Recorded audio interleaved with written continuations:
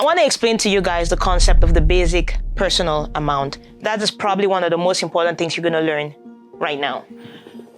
So there's something called the TD1. It's a form called the TD1. And this is a form on which you can indicate your claim for the basic personal amount. This is for Canada.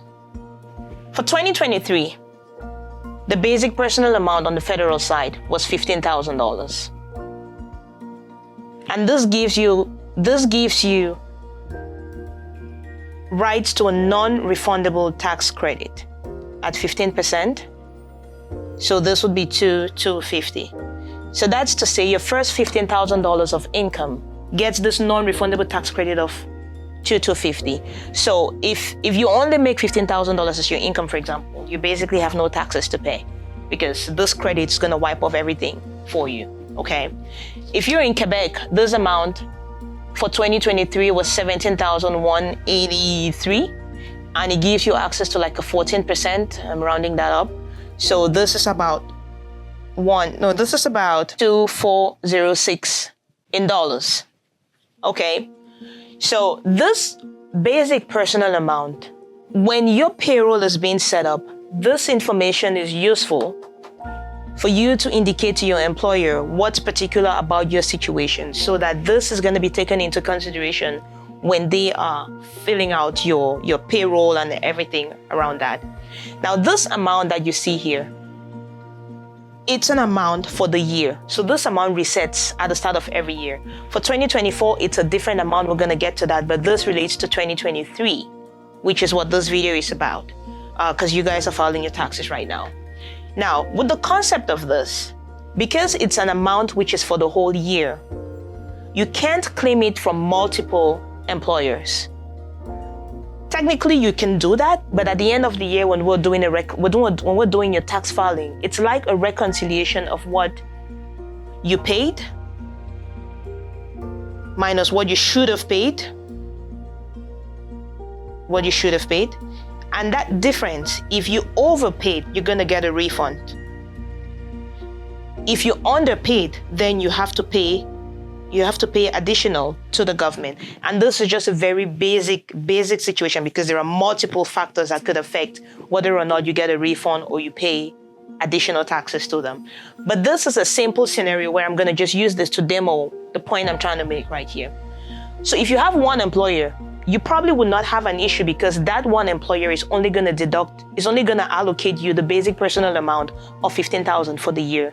The problem happens when you end up having multiple employers in the year, and that's not a problem, except when you don't communicate to employer number one or to employer number two that job is your second job. Now, when you're starting a job, you're supposed to fill out this form. In all my years of doing accounting right here in Canada, I've hardly seen employers who give this form out for people to fill. So how are you supposed to know that? Well, by watching a video like this one, it gives you the information that you're supposed to know for yourself.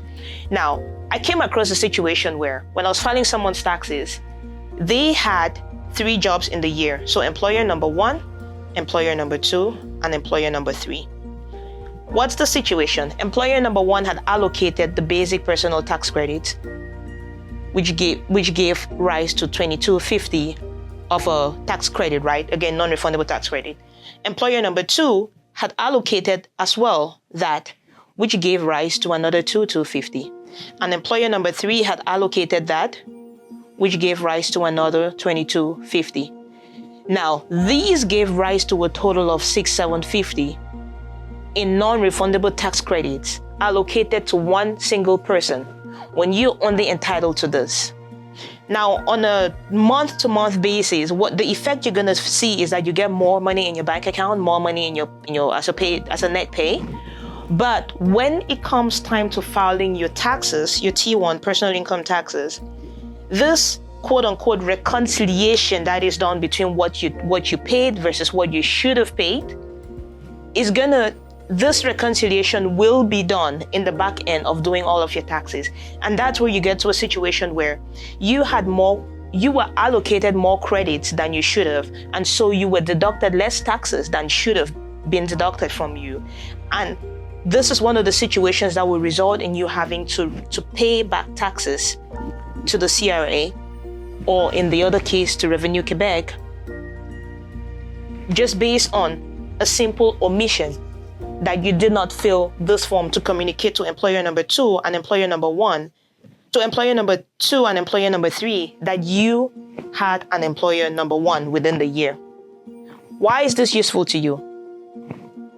If you don't want to be hit with a surprise bill at the end of the year where you have extra taxes to pay because of this kind of situation, then it is your responsibility to communicate to your second and your third employer that they are number 2 and number 3 and you already have a number 1. And the simple way to do that is by filling out this form, which, like I mentioned, most employers don't think to give that to anybody. So it's up to you to know that this is something you're supposed to do. Now, for 2023, that amount is $15,000 for federal and $17,000, $183 for Quebec. Let's do that, 2023 and 2024. So it was $15,000 for federal, and in 2024, it is $15,705. Again, this gives rise to a 15% non-refundable tax credit. For Quebec, that amount was $17,183 for 2023. And in 2024, the amount is $18,056. I believe it's still going to be like a 14% credit. So what is your takeaway from this? Ask for this form or go download it from the CRA website, fill it out, give it to your employer so that at the end of the year, you are not hit with the surprise bill of, oh my God, you got taxes to pay. This video is not about showing you how to reduce your taxes. The purpose of this video is to educate you on the existence of this form, which is going to take care of the basic personal tax amount and make sure that, at least to a greater extent, your employers are going to be deducting the amount of taxes that need to be deducted from you. There are multiple ways to reduce your taxes legally. This video is not about that. If you want more on that, check out another video right here on the channel. You don't want to, it's a whole kind of worms you're opening there. You don't want to have your business transactions going into a personal bank account. Because if, for example, down the road, you're getting, for whatever reason, you're getting a review or an audit, and you're not able to clearly show how the business is separate from you, then they are able to not only audit the business, they start looking at your personal things. You can't restrict them anymore because you've mixed the business with personal. You invited them into your house. You have to keep your things separate. You want to have a bank account in the name of the business.